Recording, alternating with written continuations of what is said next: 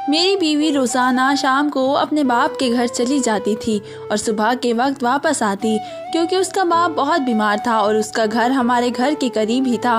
वैसे भी मुझे अपनी बीवी में कोई दिलचस्पी नहीं थी। वे इंतहाई बदसूरत और काली सिया थी, इसलिए मुझे कोई फ़र्क न पड़ता कि वह रात मेरे पास रहे या नहीं, या अपने बाप के घर। एक रात सोने ही वाला था जब अचानक ये खूबसूरत लड़की खिड़की से कूद कर मेरे कमरे में आ गई। वे मुंह छुपाकर बैठ गई। मैं कुछ बोलने लगा तो मेरे पाँव पकड़कर बोली, ऊपर वाले के लिए मुझे चंद घंटे के लिए पनाह दे दे। फिर जैसे ही सुबह का वक्त हुआ वे दीवार लाग कर भाग गई। ये अब रोज़ होने लगा था। एक दिन मेरी नीयत बदल गई। जैसे ही मैंने उसका नकाब खींचा तो मैं ये देखकर जान निकल गई कि वह तो मेरी सगी। रात का वक्त था। मैं अपने कमरे में सुकून से सो रहा था। अचानक से कमरे से मुझे किसी और की मौजूदगी का एहसास हुआ, जैसे कोई मेरे कदमों के पास बैठा है। मैंने देखने के लिए आंखें खोली और देखा कि ये तो वही है जो आज भी मेरे कमरे में खिड़की से लाग कर आ गई थी। इसी लड़की ने अपने चेहरे को नकाब से छुपा रखा था, लेकिन उसकी आंखें बता रही थी कि वह बहुत ज़्यादा हसीन और खूबसूरत लड़की थी। वे बहुत डरी और सहमी सी मेरे कमरे में मेरे बिस्तर के पैरों की तरफ बैठी थी। मैंने उससे कहा, तुम डरो नहीं, आराम से बैठ जाओ। जाने वे किससे इतनी डरी हुई थी और रात के इस टाइम कैसे यहाँ तक आती थी। लेकिन उस लड़की का राज जानकर मेरी ज़िंदगी इस कदर अपनी डगर से हट गई थी कि मैंने ये सोच भी नहीं सकता था, जबकि मेरा इससे कोई रिश्ता नहीं था। मेरा नाम जैन है। मेरी उम्र 22 साल थी जब मेरी माँ ने मेरी शादी करने का शोर मचा दिया। मैं अपनी माँ के सामने चिल्लाता रहा कि मेरी उम्र 22 साल हुई है, 42 की नहीं। क्यों आप मेरी शादी करने पर तुले हैं? लेकिन मेरी माँ का कहना था कि शादी तो करवानी है, वे भी उनकी पसंद की लड़की से। मैं अच्छा खासा हसीन और खूबसूरत था। माँ ने मेरे लिए एक लड़की पसंद कर ली और मुझे आकर बताया कि वे बहुत बड़े बिजनेसमैन की इकलौती बेटी है। उसका बाप बहुत बीमार है। मेरी इस वक्त नौकरी नहीं थी। मेरे बाप का छोटा मोटा कारोबार था, बस मैं वही देखा करता था। लेकिन सच कहूँ तो कारोबार दिन पर दिन मेरे हाथों से डूब रहा था, क्योंकि मुझे कारोबार की कोई समझ नहीं थी। माँ ने कहा कि लड़की का बाप बिस्तर पर पड़ा है, सारी जायदाद की अकेली उसकी बेटी मालिक है। सच कहूँ तो मेरे दिल में भी ख्वाहिश आ गई, बस उसी लड़की से मेरी शादी हो जाए। माँ ने कहा, मैं तो हाँ कराई हूँ और तुम्हारी तस्वीर भी दिखा दी है, उन्हें भी हाँ कर दी है। मैंने उससे कहा कि मुझे भी लड़की की तस्वीर दिखाए। माँ का कहना था कि तुमने तस्वीर देखकर क्या करना है, उसका बाप बीमार है, वे चाहते हैं कि इसी महीने शादी हो जाए। क्या तुम 5 दिन का इंतजार नहीं कर सकते? रविवार दिन वाले तो तुम्हारी शादी है। मैंने माँ से कह दिया, ठीक है, मुझे कोई मसला नहीं है। मुझे अपनी माँ पर भरोसा था। मैंने सोचा, जिस लड़की से मेरी शादी हो रही है वह तो सोने की चिड़िया है। जब उसका बाप इस दुनिया से चला जाएगा तो सारी दौलत उसकी और उसके ज़रिए मेरी हो जाएगी। फिर तो मेरी ज़िंदगी ही हर शाम पार्टी जैसी होगी। मैं तो बहुत ही खुश था, यूँ समझ के कि ऐसा महसूस कर रहा था जिसकी जल्द ही ताजपोशी होने वाली थी और उसे एक शहजादी भी मिलने वाली थी। मैंने शादी की रात तक अपनी दुल्हन को नहीं देखा था। जब देखा तो हालत ऐसी हो गई जैसा आज तक किसी दूल्हे की नहीं होगी। मैंने अपनी हीरा नामी दुल्हन को अपनी सुहागरात पर ही देखा था। वे घूंघट करके बैठी थी। जब मैं उसका घूंघट उठाया तो मुझे ऐसा लगा जैसे मेरे साथ इस दुनिया का सबसे बड़ा धोखा हो गया है, क्योंकि वह लड़की इस कदर बदसूरत थी कि मैं कोई भी मर्द उसके पास जाने से इनकार कर देता। उसका वजन 100 किलो से ज़्यादा होगा। उसकी रंगत काली और नैन नक्श भी अजीब से थे। मैंने उससे पूछ लिया कि वे कौन है, मेरी दुल्हन कहाँ है। शायद मेरे साथ कोई मजाक हो रहा था, पर मेरे साथ कोई मजाक नहीं हो रहा था। मैं फौरन अपनी माँ के कमरे की तरफ भागा। वे मेरी ज़िंदगी बर्बाद करके खुद सुकून से सो रही थी। मैंने दरवाजे को ऐसे पीटा जैसे मेरे अंदर किसी गलत इंसान की रूह आ गई हो। मेरी माँ बाहर आई। मुझे देखकर उसकी जान में जान आई। पागल हो गए हो क्या? इस वक्त क्या कर रहे हो? और शक्ल क्यों ऐसी बना रखी है जैसे अपनी सुहागरात पर ही तेरी बीवी की मौत हो गई हो। मेरी माँ भी गुस्से में थी। काश ऐसा ही होता, इससे अच्छा था तो मैं तो मर गया होता। माँ, तूने मेरे साथ क्या कर दिया? तुझे मेरे लिए यही लड़की मिली थी क्या? इस लड़की को अभी वापस भेज दे। मैंने उसके साथ नहीं रहना है। मेरी माँ ने मेरे मुंह पर एक थप्पड़ मार दिया और कहा, पागल तो नहीं हो गया? अरे वो लड़की नहीं बल्कि सोने की चिड़िया है और तू ऐसी बातें कर रहा है। पागल, तू बहुत जल्द अमीर होने वाला है। नहीं चाहिए मुझे ऐसी दौलत। बेवकूफ़ लड़के, मेरी बात गौर से सुन। एक बार उसका बाप मर जाए तो और सारी दौलत तेरे नाम हो जाए, फिर तुझे इससे रिश्ता रखने की कोई ज़रूरत नहीं है। फिर मेरा बेटा जिस लड़की से कहेगा मैं उसी से अपने बेटे की शादी करवाऊंगी, फिर अपने अमीर तरीन बेटे के लिए फूल जैसी लड़की लेकर आऊंगी। मैंने आज तक घाटे का सौदा नहीं किया, वरना मेरा दिमाग खराब था कि अपने हीरे जैसे बेटे को इस मोटी काली सूरत वाली लड़की के हवाले कर देती। पर जब तक इसका बाप मर नहीं जाता, इससे तुम अच्छे तरीके से पेश आना। यूँ समझ ले कुछ दिन की तकलीफ है, फिर सुकून ही सुकून है। मैं अपनी माँ की अकल पर हैरान था, सोच भी नहीं सकता था कि वह इतना गहरा सोचेगी, वरना हमारे पास था ही क्या, एक छोटा सा घर जिसकी हालत इतनी बुरी थी और हमारे पास इसको ठीक करवाने के लिए पैसे भी नहीं थे।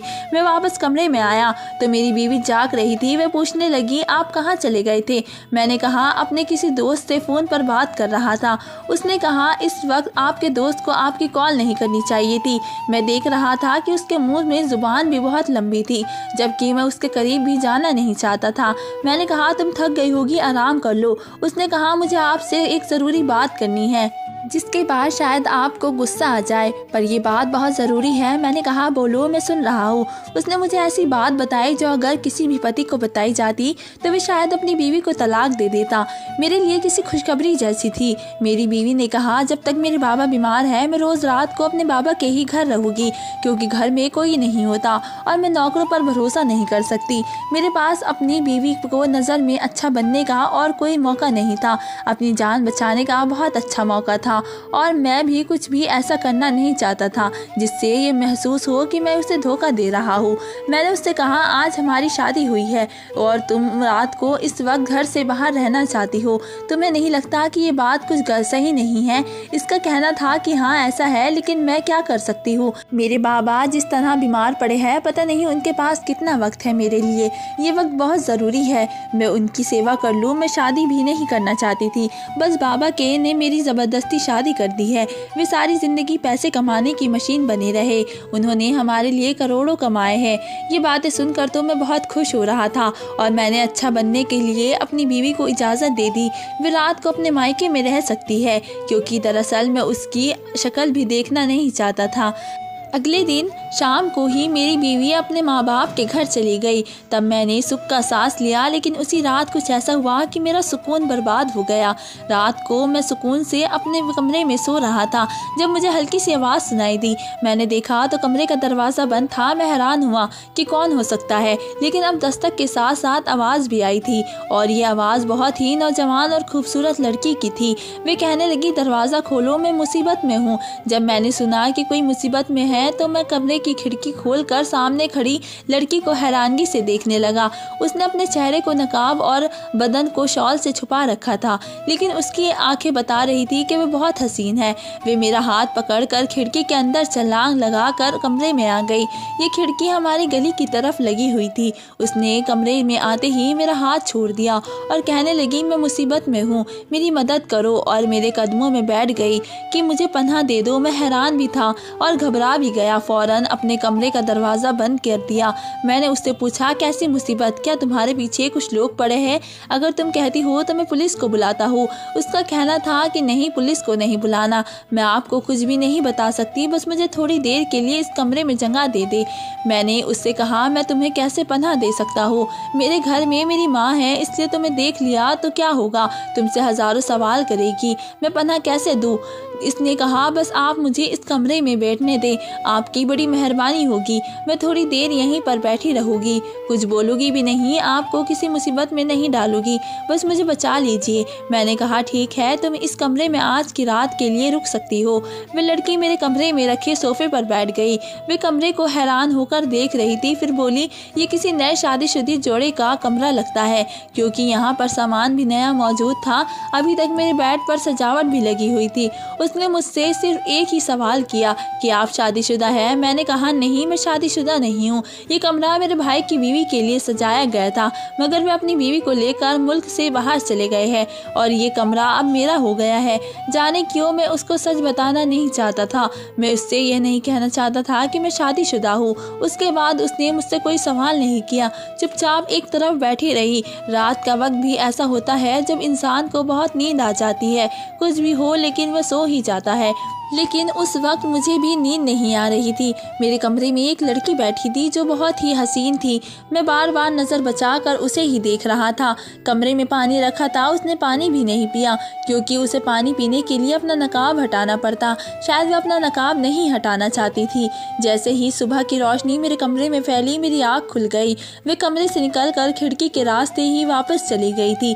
मैं यही सोच रहा था कि मेरे साथ हुआ क्या है। एक अनजान लड़की ने सारी रात मेरे कमरे में गुजार दी, लेकिन मैं उसकी शक्ल भी नहीं देख सका। उसके वजूद से उठने वाली खुशबू अभी भी मुझे कमरे में महसूस हो रही थी। कुछ देर बाद मेरी बीवी ने दरवाज़ा खोला और मैं चौंक उठा। उसने कहा, आप डर क्यों गए हैं? मैंने कहा, तुम अचानक से आ गई तो जाहिर है कि मैं चौंक नहीं जाऊँगा। मैंने अभी भी अपने रिश्ते का लिहाज नहीं किया था। मैं जानता था कि वह कुछ दिन के लिए मेरी बीवी है, लेकिन अचानक से उसके आने से मैं चौंक गया था क्योंकि अगर वे देख लेती कि मेरे कमरे में कोई लड़की है तो गुस्सा हो जाती और शायद मुझसे रिश्ता भी तोड़ देती। और अगर ऐसा हो जाता तो मेरा हाथ आए सोने की चिड़िया उड़ जाती। बस मुझे इस बात का डर था, किसी बात का खौफ नहीं था। मैंने कहा, तुम इतनी जल्दी आ गई? तो कहने लगी, हाँ, मैंने सिर्फ रात को रहने का कहा था। मुझे मेरी जिम्मेदारियों का एहसास है, जबकि मुझे उससे कोई जिम्मेदारी पूरी करवाने का शौक़ नहीं था। मैंने कहा, जाकर नाश्ता बना दो। वैसे इसने नाश्ता बहुत अच्छा बनाया था। वे एक घर को साफ करने लगी, मेरे कपड़े निकाल कर इस्त्री किए और मुझसे पूछा कि दोपहर के लिए क्या बनाऊँ।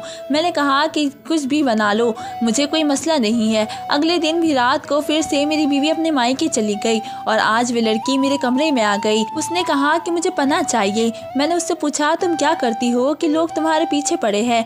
उन्होंने कहा कि मैं तुम्हें कुछ नहीं बता सकती। अगर मुझे तुम पनाह नहीं दे सकते तो मैं चली जाती हूँ। अगर मेरे साथ कुछ हो गया तो उसके जिम्मेदार तुम होगे। मैंने कहा, ऐसी कोई बात नहीं, तुम परेशान हो गई हो। मैं तो वैसे ही पूछ रहा था।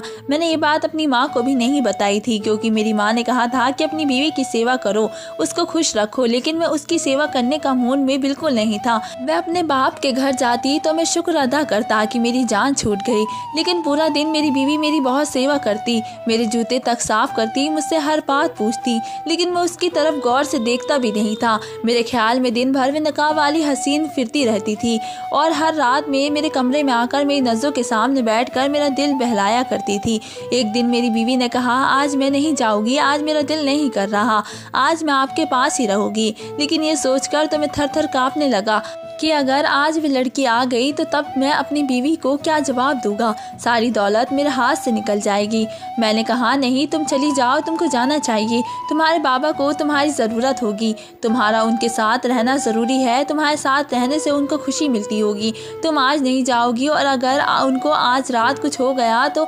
उसने अचानक मुझे घूर कर देखा, जैसे कह रही हो कि किस किस्म की बातें कर रहे हो। मैंने कहा, मेरा ये मतलब नहीं था, लेकिन देखो उनकी हालत ऐसी है, जब कोई आदमी ऐसे बिस्तर पर पड़ जाता है तो फिर उसका क्या पता चलता है। कहीं ऐसा न हो कि आज की रात उनकी आखिरी रात हो, तुम आखिरी बार उनसे मिल भी ना पाओ। मैंने अपनी बीवी को बहुत डराया। मेरी बीवी मान गई। आप ठीक कह रहे हैं, मुझे जाना चाहिए, लेकिन इस बार आप मुझे छोड़ कर आएंगे, मेरे बाबा से भी मिल लीजिएगा। मैंने कहा, क्यों नहीं, मैं आपको खुद ही छोड़ कर आता हूँ। मैं अपनी बीवी को छोड़ने गया, थोड़ी देर ससुर के पास भी बैठ गया। उनकी बातें मुझे बिल्कुल भी अच्छी नहीं लग रही थी। मैं बोर हो रहा था। कुछ देर बाद मैं वापस आ गया। आज की रात भी वह लड़की मेरे घर आई थी, लेकिन आज मेरे जज्बात पर काबू नहीं था। मैं बेकाबू हो रहा था। मैंने बड़ी मुश्किल से अपनी बीवी को निकाला था।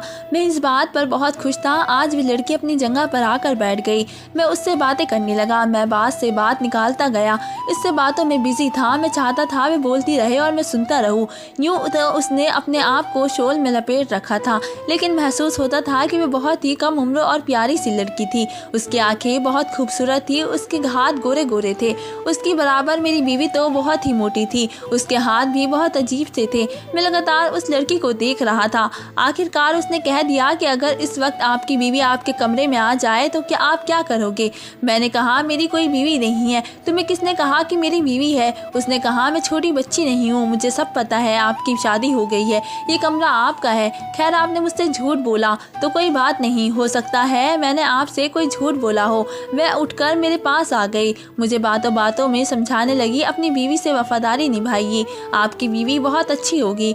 और औरत अच्छी ही होती है। कोई भी औरत को ये सोचकर नहीं आती कि उसने अपना घर बर्बाद करना है या वह घर बसाने के लिए ही मर्द की ज़िंदगी में आती है।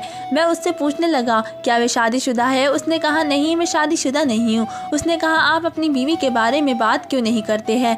मैंने कहा, मुझे मेरी बीवी बिल्कुल भी पसंद नहीं है। वे निहायत ही बदसूरत और काली रंगत की है। मैं सिर्फ उसके साथ इसलिए हूँ कि मैं उसकी दौलत मुझे मिल जाए, फिर मैं तुम जैसी हसीन लड़की से शादी करूँगा। वे कहने लगी, ये बात तो बहुत गलत है।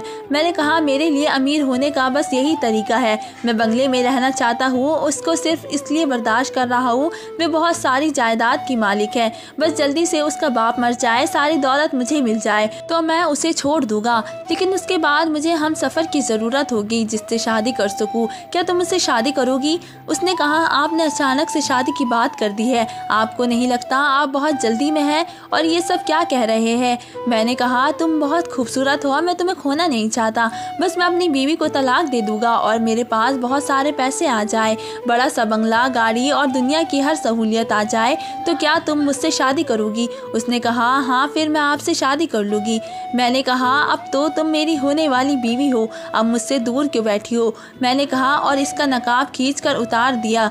जैसे ही उसके चेहरे से लगा नकाब हटाया तो मेरे कदमों तले ज़मीन निकल गई, क्योंकि वह लड़की मेरी ही बीवी थी। मैं हक्का बक्का हैरान परेशान होकर उसे देख रहा था। ये तो बिल्कुल ही दुबली पतली सी थी और बहुत ही खूबसूरत लग रही थी। उसकी रंगत गोरी हो गई थी, नैन नक्श भी बहुत खूबसूरत थे। तुम यहाँ पर कैसे आई और तुमने ये क्या किया मेरे साथ? तुम ऐसा क्यों कर रही थी? उसने कहा, हाँ जी, मैं आपकी बीवी हूँ। मैं रोज़ ही पार्लर से तैयार होकर पनाह लेने का बहाना करके रात को यहाँ आ जाती हूँ। दरअसल मैं आपका इम्तिहान ले रही थी, देखना चाहती थी कि आप क्या करते हैं। ठीक है, एक मर्द को तन्हाई में अगर कोई औरत बहकाए तो शरीफ से शरीफ मर्द भी बहक जाता है, लेकिन मैंने तो आपको नहीं बहकाया था। और आप क्या कह रहे थे? आपने अपनी बीवी को सिर्फ इसकी दौलत की वजह से रखा हुआ था। इस सब ने आपकी हकीकत खोली है। मैं करोड़ों की मालिक हूँ और मैं बेवकूफ़ लड़की नहीं हूँ। अगर मैं किसी को अपना हमसफ़र बनाऊंगी, वे भी ये जानते हुए कि मेरा बाप मरने वाला है, सारी दौलत उसके हवाले हो जाएगी, तो वे कोई अच्छा इंसान होगा, आप जैसा लालची इंसान नहीं। इसलिए मैं आपका इम्तिहान ले रही थी। मैंने अपना हुलिया बदला हुआ था। मुझ जैसी अमीर लड़की के लिए ऐसी चीज़ हासिल करना कोई मुश्किल बात नहीं है जिससे एक इंसान अपना हुलिया पूरी तरह बदल सकता है। आपकी वफादारी ये है कि आप अपनी बीवी के होते हुए किसी और लड़की के साथ शादी की प्लानिंग बना रहे थे। अपनी बीवी के साथ सिर्फ इसलिए है कि उसकी दौलत हासिल कर सके, उसके बाप के मरने की दुआएं कर रहे हैं। मेरी बीवी के बोलने का तरीका अचानक से बदल गया था। वे ऐसे बोल रही थी जैसे वे कोई वकील है और मैं मुजरिम हूँ। मैं उसके कदमों में बैठ गया और कहा कि मुझे माफ़ कर दो, मुझसे गलती हो गई है। लेकिन वह मुझसे 2 कदम दूर हट गई। मैं आपके सामने जानबूझकर एक बदसूरत बीवी बनी हुई थी, लेकिन मैं बदसूरत बीवी सारा दिन आपका ख्याल रखती थी, आपके लिए खाने बनाती, आपके जूते साफ करती। मैं आपको अपनी सीरत दिखाकर ये दिखाना चाहती थी कि आप मुझे स्वीकार करते या नहीं, और आपने एक ऐसी लड़की को तवज्जो दी जिसके बारे में आपको ये भी नहीं पता कि वे कौन थी, कहाँ से भाग कर आई थी। अगर वे गैर मर्द के कमरे में रात को रुक सकती थी तो वे फिर किस तरह की औरत थी? इसका मतलब आप अच्छे से जानते होंगे आपको इसी तरह की कोई लड़की मिलेगी। लेकिन अब मैं आपकी ज़िंदगी में नहीं रहूँगी। मेरी बीवी घर से चली गई। मेरी माँ को भी सब कुछ पता चल गया। मेरी माँ ने मुझे इतना कोसा, यह तक कह दिया कि तुम मेरा बेटा नहीं हो सकता। मेरी बीवी अपने घर चली गई। 1 हफ्ते बाद उसने तलाक का नोटिस भेज दिया। मैंने उसे मनाने की बहुत कोशिश की, लेकिन मैं ना मानी। उसने मुझे तलाक ले ली और अपनी ज़िंदगी में वापस चली गई। फिर मुझे पता चला उसका बाप भी ठीक हो गया था। उन दोनों बाप बेटी को मेरी नियत पर शक हो गया था, इसलिए सारा बिजनेस मेरे हवाले करने से पहले उन्होंने मेरा इम्तिहान लेना चाहा था और मैं अपने लालच की वजह से इम्तिहान में फ़ेल हो गया था। सच कहते हैं कि लालच बुरी बला है। तो दोस्तों, आपको मेरी कहानी कैसी लगी मुझे कमेंट करके ज़रूर बताएं। धन्यवाद दोस्तों।